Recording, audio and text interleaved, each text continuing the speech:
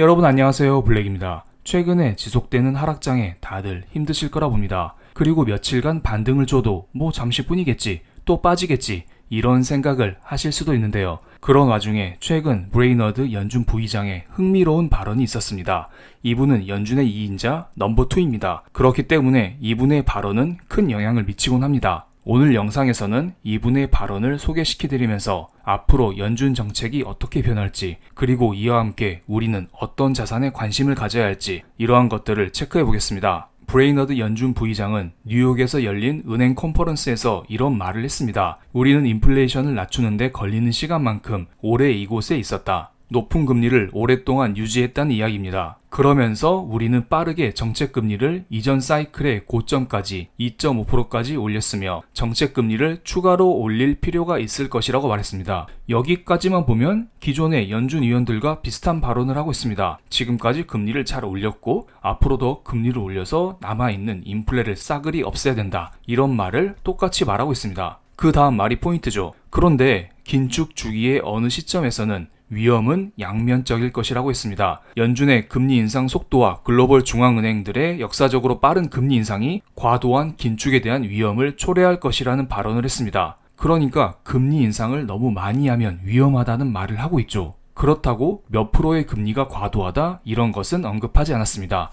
이런 말을 했다가는 큰일이 납니다. 예를 들어 금리 인상 4%면 충분해, 이런 말을 했다가는 만약에 기준금리가 4%를 찍는 순간 연준은 금리를 더 이상 못 올려, 이런 생각을 하면서 여러가지 투자 자산들이 급등하기 때문입니다. 그럼 다시 인플레가 유발되면서 지금까지의 금리 인상이 말짱 도루묵으로 돌아갈 수가 있습니다. 이것은 미국과 한국의 금리 인상 스케줄을 정리한 것입니다. 미국은 9월 달에 75bp를 인상하고 11월 달에는 50, 12월 달에는 25bp를 인상하면서 올해 남아있는 기간 동안 1.5%의 금리를 올리게 됩니다. 아래 한국은 참고로만 봐주시면 감사하겠습니다. 어쨌든 미국 같은 경우에 지금의 기준금리가 2.5%이고 남아있는 기간 동안 1.5%의 금리를 올리게 되면은 미국의 기준금리는 4%를 찍게 됩니다. 그래서 이번 영상에서는 연준이 앞으로 기준금리를 4%까지 올린다, 이것을 가정하면서 여러분께 설명을 드리겠습니다. 앞서 브레이너드 연준 부의장의 발언대로 2018년 12월 달에 미국의 기준금리는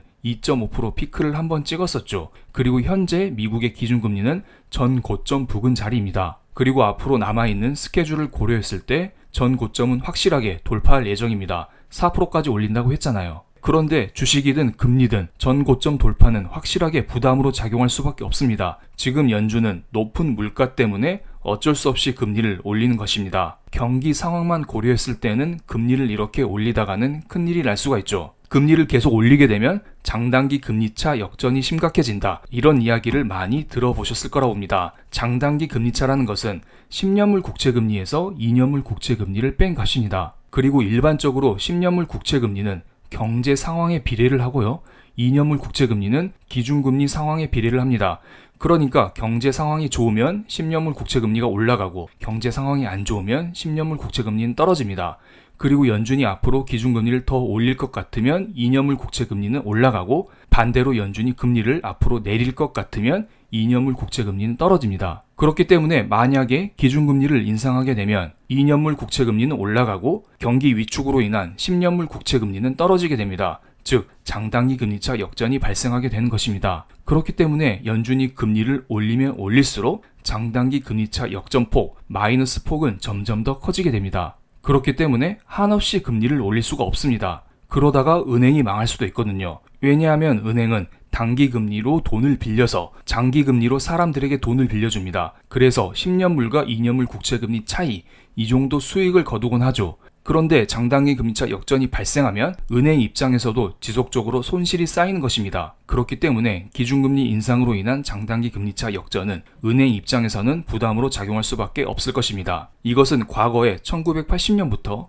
현재까지 빨간색 기준금리와 파란색 장단기 금리차를 정리한 것입니다. 과거 1980년 금리 인상이 심각했을 때 이때의 장단기 금리차가 마이너스 2% 정도였습니다. 그리고 나서 지금까지 장단기 금리차가 0.5%를 넘어갔었던 적이 한 번도 없었습니다. 왜냐하면 과거에는 미국 경제 규모가 그렇게 크지 않았습니다. 그렇기 때문에 마이너스 2% 정도의 장단기 금리차 역전을 견딜 수가 있었던 것이고요. 하지만 2000년대 들어서 미국의 경제 규모가 커지면서 미국은 더 이상 이렇게 높은 수준의 장단기 금리차 역전을 가져갈 수가 없었습니다. 그렇기 때문에 과거의 흐름을 잘 보시면은 파란색 장단기 금리차 역전이 이런 식으로 나올 듯 말 듯 하면 연준에서는 기준금리 인상을 이런 식으로 멈췄습니다. 실제로 장단기 금리차 역전이 이런 식으로 나오게 되면 연준은 금리를 이렇게 올리다가도 다시 한번 내렸습니다. 2008년 서프라임 경제 위기 이전에 장단기 금리차가 이런 식으로 역전이 나오자 연준은 금리 인상을 멈추는 모습을 보여줬고요.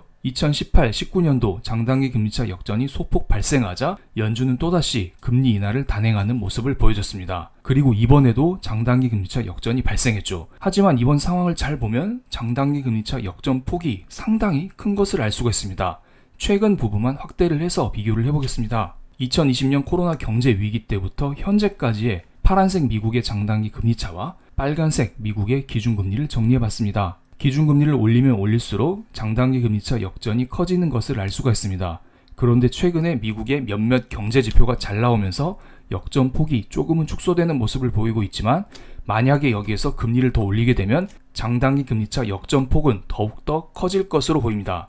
현재 미국의 장단기 금리차는 마이너스 0.5%를 찍었다가 그 폭을 축소하고 있는 상황입니다. 어쨌든 지금의 장단기 금리차 역전이 지속되면 지속될수록 미국 경제에는 좋지 않을 수가 있어요. 그리고 은행 입장에서도 좋은 상황은 아니고요. 그렇기 때문에 여기에서 기준금리를 더 올려서 장단기 금리차 역전 폭이 마이너스 0.5%를 더 넘어가는 순간 연준 입장에서는 이거 더 금리를 올려도 되나? 이러한 생각을 조금씩 할 거라 봅니다. 그리고 이번에는 파란색 미국의 소비자 물가 상승률과 검은색 미국의 기준금리를 비교해 보겠습니다. 몇몇 전문가분들은 미국의 소비자 물가 지수를 잡기 위해서는 미국의 기준금리를 소비자 물가 지수 이상으로 올려야 된다, 이런 주장을 하고 있는데요. 실제로 그렇게 하기에는 매우 어렵습니다. 지금의 미국의 소비자 물가 지수가 8.5%죠. 그리고 미국의 기준금리가 2.5%입니다. 그런데 이 상황에서 미국의 기준금리를 8.5% 이상으로 올린다? 이것은 말이 안 된다고 봅니다. 과거 역사적인 경험으로 봐서도 실제로 기준금리가 소비자 물가 지수를 넘어섰던 경우는 거의 없었습니다. 그리고 이것을 하나 보시기 바랍니다. 2008년 서프라임 경제 위기가 오기 이전에 파란색 미국의 소비자 물가 지수와 미국의 기준금리는 이 정도의 차이를 보여왔었고요. 그리고 코로나 경제 위기가 오기 이전에 2018년 12월 달에 파란색 미국의 소비자 물가 지수와 미국의 기준금리는 이 정도의 차이를 보여왔었습니다. 소비자 물가지수와 미국의 기준금리 차이가 점점 커지고 있습니다. 무슨 말이냐면은 미국의 정부 부채가 점점 커지고 미국의 경제 규모가 커짐에 따라서 미국이 기준금리를 소비자 물가지수만큼 점점 더 올리기 힘들어진다, 이런 것을 우리는 알 수가 있습니다. 즉 지금의 미국의 소비자 물가지수가 8.5% 수준인데요. 기준금리가 8.5%만큼은 아니더라도 미국이 8.5%에 근접하게는 올리기는 어렵다는 것입니다. 즉 2018년 12월보다 이 폭이 더 확대될 가능성이 높다는 이야기를 여러분께 드리고 싶습니다. 그러니까 만약에 미국이 기준금리 4%에 도달하는 순간 사람들은 이런 생각을 할 수도 있습니다. 이제는 금리를 더 이상 못 올리지 않을까? 금리를 천천히 올려도 되지 않을까? 아니면 금리를 내릴 수 있지 않을까? 이런 생각을 할 수도 있을 거라 봅니다. 물론 이것은 연말의 물가 상황을 보면서 체크할 필요가 있습니다. 만약에 연말에 물가가 8.5%, 요 정도 수준에서 놀면은 연준 입장에서는 추가적인 금리 인상을 고려해야 되겠죠. 이렇게 되면 투자 자산이고 뭐고 다 골로 갈 수도 있습니다. 하지만 만약에 많은 연준 위원들의 예상대로 연말에 물가 상승률이 6% 이 정도까지 떨어지게 되면은 물가 상승률과 기준금리의 차이가 2%밖에 되지 않기 때문에 이거 이 정도면 해볼만 하지 않아? 사람들은 이런 생각을 할 수도 있습니다. 그러면서 투자 자산 입장에서는 긍정적인 신호로 작용할 수도 있겠고요. 그럼 과거 연준의 금리 인상 사이클에 맞춰서 어떤 자산들이 강세를 보였는지 이것들을 체크해 보겠습니다. 위쪽은 미국의 기준금리이고요. 아래쪽은 미국의 비트코인과 나스닥 지수 차트를 겹쳐서 그려봤습니다. 변동성이 커 보이는 파란색이 비트코인 차트이고요. 초록색이 미국의 나스닥 지수 차트입니다. 확실히 연준의 금리 사이클에 맞춰서 나스닥 지수보다는 비트코인이 좀 더 팍팍 위아래로 변동성을 크게 주는 것을 알 수가 있습니다. 2018년 12월 달에 연준에서 금리를 다 올렸다, 이런 식의 발언을 하자 나스닥이 소폭 올랐고 비트코인도 소폭 올랐습니다. 그런데 2017년도 옐런 연준 의장이 금리 인상에 대한 속도 조절 발언을 할 때 이때 당시 상황을 볼까요? 나스닥 지수는 완만하게 오른 반면 비트코인은 확 오르는 것을 알 수가 있습니다. 그만큼 연준의 금리 인상 속도 조절에는 확실히 비트코인이 좀 더 팍팍 반응하고 있다는 것을 알 수가 있죠. 그리고 실제로 연준이 제로금리를 채택했을 때에도 비트코인은 이에 과도하게 반응해서 급등했었던 반면 나스닥 지수 역시 급등하긴 급등했었지만 그 상승 속도가 완만한 것을 알 수가 있습니다. 반대로 연준에서 긴축을 한다는 발표를 했을 때에도 비트코인은 그냥 아래로 쭉쭉쭉 내려왔었죠. 그만큼 비트코인이 연준의 통화 정책 사이클에 민감하게 반응한다, 우리는 이것을 알 수가 있고, 추후에 금리 인상 피크를 기대한다면 비트코인 같은 크립토에 조금 더 집중하는 게 나을 거라 봅니다. 그리고 미국 기업들의 3분기 실적이 좋지 않다는 전망이 이어지고 있습니다. 그래서 이 데일리에서는 바보야, 이제 문제는 연준이 아니고 기업 실적이야, 이런 기사가 나왔고요. 미국의 대표 반도체 회사인 엔비디아는 2분기 실적이 부진했지만 3분기 실적 역시 부진하다, 이러한 전망치를 내놨습니다. 즉 만약에 미국의 3분기 기업 실적이 부진하게 되면 나스닥 지수는 유동성뿐만 아니라 기업 실적과도 연관이 되어 있기 때문에 생각보다 나스닥 지수의 반등이 크지 않을 수도 있다는 것입니다. 하지만 비트코인은 이야기가 좀 다르죠. 비트코인도 물론 나스닥 지수와 연동이 되어 있습니다. 그렇기 때문에 나스닥 지수가 오르면 같이 오르고 나스닥 지수가 떨어지면 같이 떨어질 수 있지만 지금까지 물론 그래 왔었죠. 하지만 기업 실적에 영향이 없는 비트코인 입장에서는 조금 더 가격 변동에 있어서 자유로울 수가 있고요. 만약에 진짜로 연준이 4% 이상으로 금리를 올리기 어렵다, 이러한 게 시장에 보이기만 한다면 비트코인 입장에서는 더욱더 좋은 기회가 되지 않을까, 이런 생각을 할 수 있습니다. 물론 지금이 저점이다, 저는 이런 이야기를 드리는 것은 아닙니다. 6월부터 8월까지 연준은 매월 475달러씩 양적 긴축을 단행했습니다. 그리고 9월부터 2배 규모인 950억 달러 규모의 양적 긴축을 한다고 하죠. 지금은 유동성이 축소되고 있는 장세입니다. 그리고 기준금리가 2.5%에 불과하고요. 앞으로 양적 긴축이 더 진행이 되고 기준금리는 더 올라갈 수밖에 없습니다. 이것은 당연히 비트코인 입장에서는 그리 좋은 환경은 아닙니다. 그렇기 때문에 우리는 조금씩 기회를 엿보면서 분할로 코인들을 사모으는 게 낫지 않을까, 이런 생각을 하고 있습니다. 이것은 비트코인 일봉 차트인데요.